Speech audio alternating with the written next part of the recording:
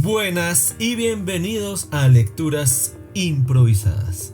Hoy vamos a dar inicio a un ciclo de lecturas cortas en las que nos vamos a centrar en algunos relatos del género del terror.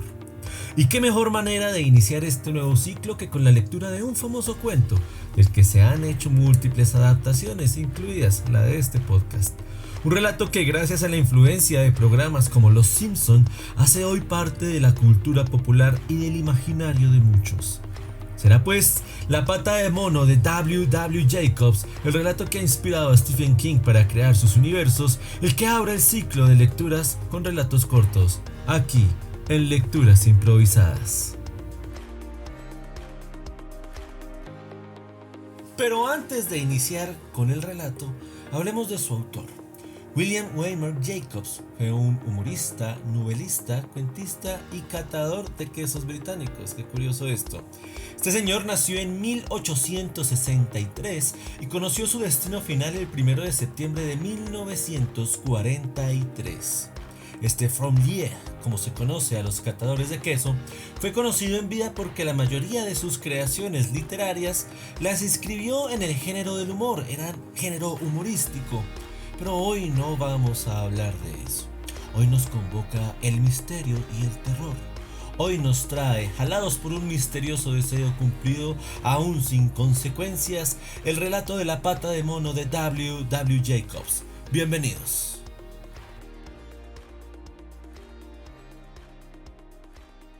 Imaginen ustedes una vieja villa inglesa, de esas típicas que vemos en el cine o en la televisión, para exaltar esa belleza y la elegancia que solía tener el jet set británico. Esa villa de nombre Laburnum resulta ser un lugar acogedor en su interior, pero de difícil acceso por la lejanía que guarda con la ciudad y lo empantanado de sus caminos. Pues bien, en esta gran casa se encuentra el señor White, la señora White y su hijo, Herbert White. Los dos hombres White, padre e hijo, están jugando una partida de ajedrez mientras la señora White teje plácidamente junto a la chimenea. Las fichas se mueven de un lado a otro, el señor White pone en riesgo innecesario su rey mientras su hijo implacable avanza hacia la victoria. Pero esperan a alguien esta noche. Un visitante se aproxima a la villa a pesar de sus pantanosos caminos. Y de repente, el señor White, que ya sabe que la partida está perdida, desesperadamente trata de desconcentrar al hijo renegando por la lejanía en la que están y que probablemente su invitado hoy no va a llegar. ¡Jaque mate, papá!, dice Herbert, mientras la señora White ríe y le dice al esposo que se calme, que de pronto otro día va a poder ganar la partida. Justo en ese momento, tocan a la puerta. El señor White corre hacia la puerta. Tiene que darle la bienvenida a su invitado. Se abrazan como lo harían dos grandes amigos que llevan 21 años sin verse. Y luego entran al vestíbulo, donde la señora White y Herbert esperan algo ansiosos. Les presento a mi gran amigo, el sargento mayor Morris. El señor White invita a Morris a que tome asiento mientras trae una copa de whisky y así da comienzo oficial a la velada. Anécdotas por aquí, cuentos por allá y vasos de whisky de lado a lado, mientras el sargento mayor Morris cuenta historias de guerras, países y pueblos extraños en los que había estado. Me gustaría ir a la India, dijo el señor White, echar un vistazo en esas tierras. No, es mejor quedarse, respondió Morris con aire cansado mientras sacudía la cabeza y bebía un trago de whisky. Pero sí que quiero ir. Me interesan sus templos, los faquires y los malabaristas, insistió White. Por cierto, mi buen amigo Morris, ¿qué es eso de una pata de mono que querías contarme? No es nada, dijo Morris. Por lo menos nada que valga la pena oír o ser contado. ¿Una pata de mono?, dijo la señora White, ciertamente intrigada. Sí, dijo Morris. Una especie de objeto mágico, si se quiere. Entonces, el sargento mayor cuenta el origen del extraño talismán mientras lo saca del bolsillo y lo muestra. Verán ustedes, queridos oyentes, se trataba nada más y nada menos que de un talismán que parecía ser simplemente una manito de mono disecada, pero al que supuestamente un fakir, es decir, uno de esos hombres religiosos de la India, le había dado poderes mágicos y la capacidad de conceder 3 deseos diferentes a 3 hombres diferentes. ¿3 deseos?, exclamó el señor White. Si es cierto, ¿por qué no los has pedido, mi querido amigo Morris? Yo ya los pedí, afirmó Morris mientras su rostro palidecía. El punto, verá usted, es que pedir los 3 deseos no es tan bueno como se lo puede imaginar. El mismo Morris había obtenido el talismán porque su poseedor anterior había pedido ya los 3 deseos. 2 de ellos desconocidos y el tercero nada más y nada menos que la muerte. Morris, que conocía la desgracia que este objeto podía traer, había querido venderlo, pero nadie aceptaba la oferta. Unos por incredulidad, por supuesto, y otros porque, muy avispados, querían probar si era cierto eso de que el deseo se cumplía, y si se cumplía, ahí sí buscaban la manera de pagar. Creo que es mejor quemarlo, dijo Morris, y lanzó la pata de mono a la chimenea inmediatamente. El señor White se lanza hacia las llamas para recuperar el objeto, y la mirada de Morris se llena de infinito terror mientras los demás se ríen de su expresión. Querido amigo White, si quieres pedir 3 deseos, hazlo entonces con sabiduría y prudencia, dijo Morris mientras intentaba beber un sorbo del vaso vacío que sostenía en la mano derecha. Vale la pena intentarlo, dijo burlonamente el señor White. ¿Cómo se supone que funciona? Le diré. Pero debes saber, mi querido amigo White, que tras cada deseo debe temer a las consecuencias, respondió Morris un poco decepcionado. Lo único que tiene que hacer es sostener la pata de mono en alto en la mano derecha y decir su deseo en voz alta. En ese momento una campana anuncia que la cena está servida. Para fortuna del sargento mayor Morris, ese asunto de la pata de mono parece que se les olvida a todos durante la cena.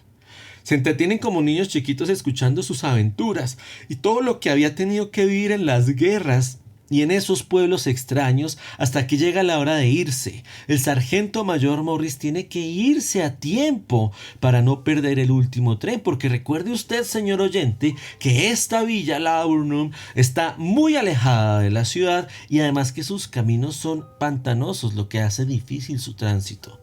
White se va entonces un poco apresurado. Ya cuando están solos, los White, Herbert comienza a bromear con su padre sobre el deseo que debería pedir. Pero el señor White mira el pequeño talismán y no sabe qué pedir porque dice que no necesita nada, que así como está, es tan feliz, patatí, patatá. Pero papá, si pagaras la biblioteca creo que serviría de mucho, ¿no crees? Dice Herbert. Solo tienes que pedir más o menos 200 libras y eso es todo. Está bien, dice el padre.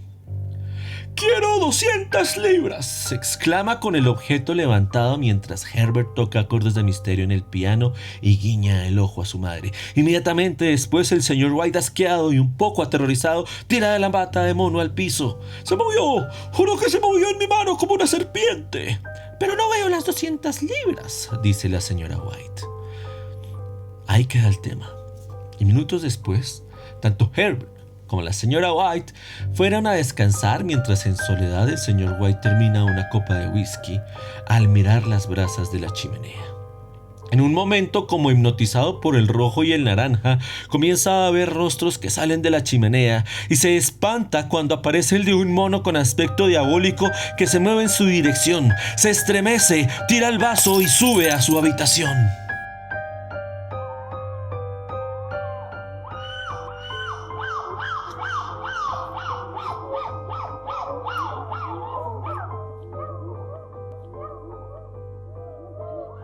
Al otro día, durante el desayuno, el señor White se siente un poco apenado por haber creído tanto.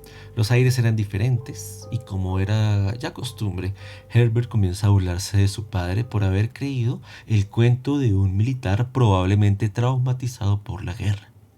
Fuera como fuera, el señor White atinó a decir que, según había dicho su buen amigo Morris, los deseos llegarían casi como por casualidad o coincidencia. A lo que Herbert respondió: bueno, no te vayas a encontrar ese dinero coincidencialmente sin que yo esté cerca, papá. Acto seguido tomó su abrigo y se dirigió a la puerta acompañado por la señora White. Toma su abrigo y se marcha. El día transcurre de lo más normal. El señor White escribe unas cartas, juega con su colección de estampitas para enviar por el correo, etcétera, etcétera. Mientras tanto, la señora White se dedica al mantenimiento del hogar y ya sabe usted cómo es eso. Puede estar sacudiendo el polvo y empiezan a aparecer los recuerdos en su memoria, uno tras otro, y otro, y otro, y otro más, cuando llegan los de la noche anterior. ¿Cómo se me ocurre creer las historias de ese señor Morris si ya sabemos que todos los militares son iguales? Justo en ese momento alguien toca a la puerta y la señora White, muy segura de que era la coincidencia prometida, corre al gran portón para descubrir que no era nadie diferente al cartero que le debía entregar el recibo de algunas cuentas por pagar. Cierra la puerta un poco avergonzada y rezonga de nuevo. ¿Pero cómo se nos ocurrió creer las historias de un militar? Todos esos son iguales, viven en una fantasía. Termina de decir la frase mientras entrega los recibos a su marido, quien se disponía a hablar con ella sobre algún arreglo del tejado o alguna cosa así. Pero no dice nada porque nota la presencia de un hombre que se asoma por la ventana y proyecta un aire triste y preocupado. Abren la puerta.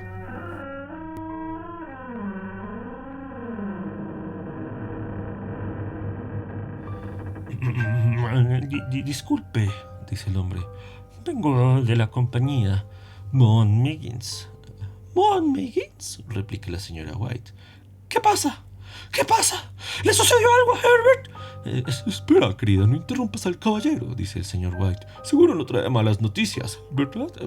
Bueno, yo lo siento, dice el hombre. ¡Está herido! ¡Dígame! ¡Está herido! Grita la madre perdiendo la cabeza. Sí, está mal herido, pero la verdad que ya no sufre. ¡Gracias a Dios! ¡Gracias a Dios! Dice la señora White y de golpe comprende de qué se trata esto. Lo agarraron las máquinas. Lo agarraron las máquinas. Repite lentamente el señor White. La compañía me ha encargado que les exprese sus condolencias y les ruego que me entiendan. Yo solo soy un empleado que obedezco las órdenes que me dieron. Sí, verá usted, se me ha encargado informarles que la compañía Mohan Beggins niega toda la responsabilidad con lo ocurrido, pero en consideración con los servicios prestados por su hijo, le remite una suma de dinero. El señor White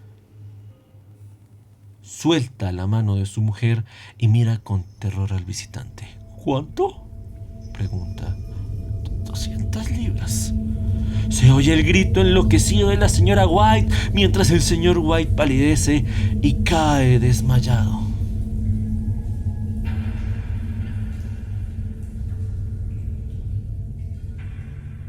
Enterraron al joven Herbert en el cementerio nuevo. Pero para los White el golpe había sido totalmente devastador y no podía ser de otra manera. Recuerde usted que un padre nunca está preparado para enterrar a un hijo. Todo fue muy rápido para los White, casi irreal. Era como un mal sueño y tenían esperanza de que así fuera. Pero pasaron los días esperando la confirmación de que nada de eso fuera real. Y poco a poco, como suele ocurrir en estos casos, la resignación llega y con ella la apatía. Los White ya casi no hablan, no tienen nada que decir.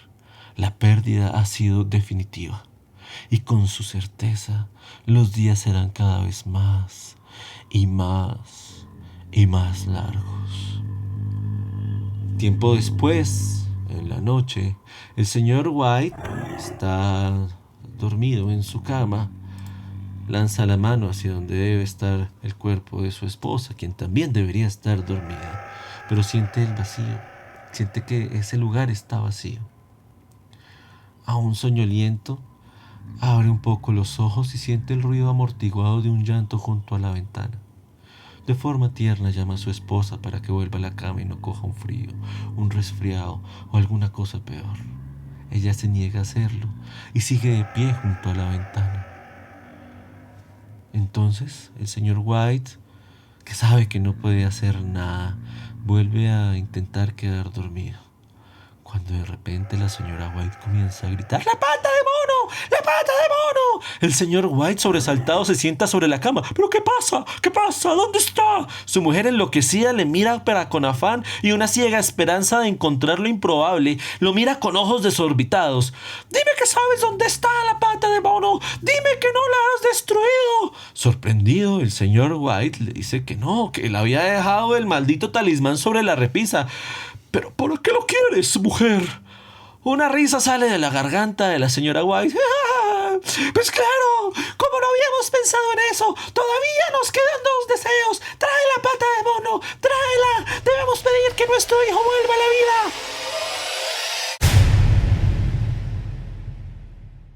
Me parece que has perdido la cabeza, mujer, dice White. ¿Cómo se te ocurre eso? Has perdido la cabeza. No podemos, no vamos a pedir nada.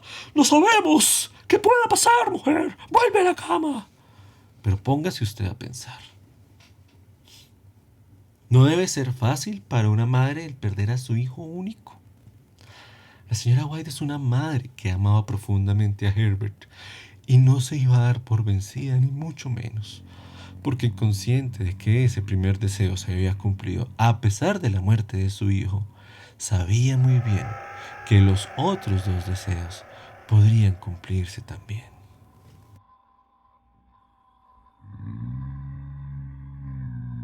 Y ya sabe usted cómo va esto.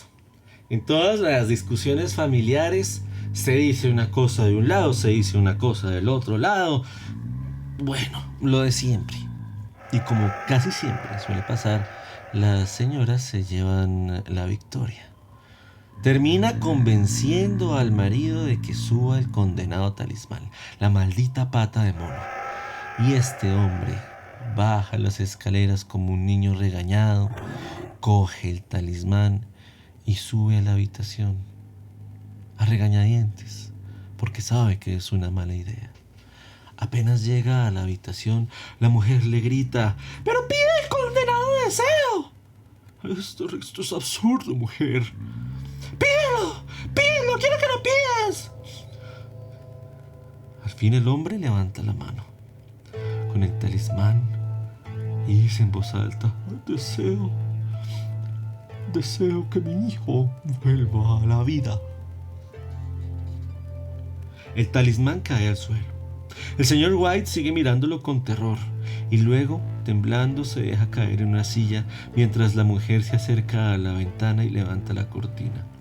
El hombre no se mueve hasta que el frío lo traspasa y siente que lo congela. De vez en cuando miraba a su mujer, que estaba todavía de pie en la ventana. La vela se consumía, casi se apaga, mientras proyectaba en las paredes y en el techo sombras deformadas y vacilantes del cuerpo de su mujer junto a la ventana.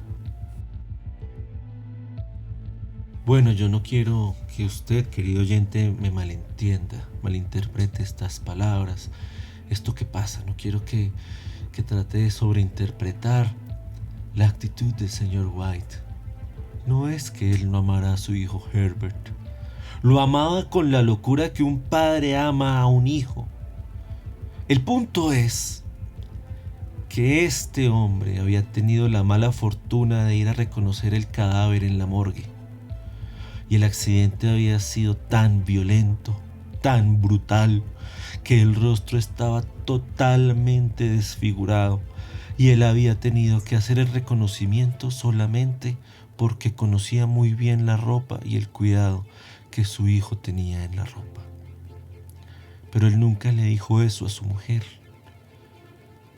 Y mientras él estaba en la silla y ella en la ventana, sabía que de ser cierto que su hijo volviera a la vida, pues no sería su hijo.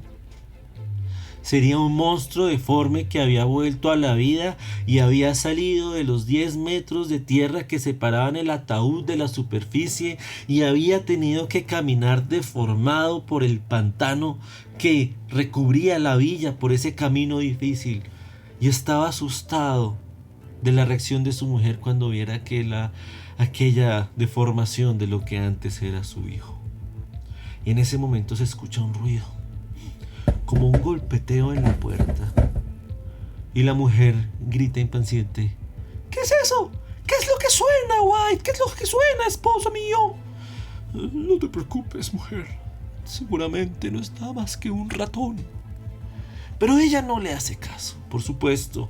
Sabe que su hijo está golpeando y quiere entrar a la casa. Entonces, frenética, se pone el camisón, se pone la cosa esta con la que se cubren las mujeres cuando se levantan, y sale corriendo por la habitación, baja los peldaños, llega a la puerta, pero la tranca está muy alta, entonces tiene que arrastrar una silla para poderla quitar y abrir la puerta para darle la bienvenida a su hijo, al que ella espera ver con ansias locas, con la locura de un amor de madre. Mientras tanto, el señor White, frenético, también está buscando la pata de mono en la cama, en el piso, en la silla. Sabe que tiene que encontrarla. Si tan solo pudiera encontrar el maldito talismán antes de que ella abra la puerta. Ya escucha que la silla se arrastra hacia la puerta, hacia ese gran portón de estas villas, un portón de madera pesado y gigantesco. Y entonces escucha que la mujer pone la silla contra la puerta y que está empezando a quitar la tranca cuando encuentra la pata de mono. Y cuando la encuentra, la levanta, la pone en alto y balbucea el tercer y último deseo. En ese momento los golpes paran, aunque todavía se escuchaban los ecos. Oye que la mujer retira la silla y abre la puerta. Y lo único que entra es un viento helado por la escalera y el largo y desconsolado alarido de su mujer. Pero cuando él bajó a mirar por qué gritaba, el camino estaba totalmente vacío, tranquilo y pantanoso. Este ha sido un capítulo más de Lecturas Improvisadas, presentando a todos ustedes La pata de mono de W. Jacobs. Recuerden, el capítulo de hoy fue posible gracias a la colaboración de Yata Studios, quienes nos colaboran en la postproducción desde Granada Meta. Un guión, adaptación y voz de Diego Ruiz. Hasta la próxima y cuidado con lo que desean.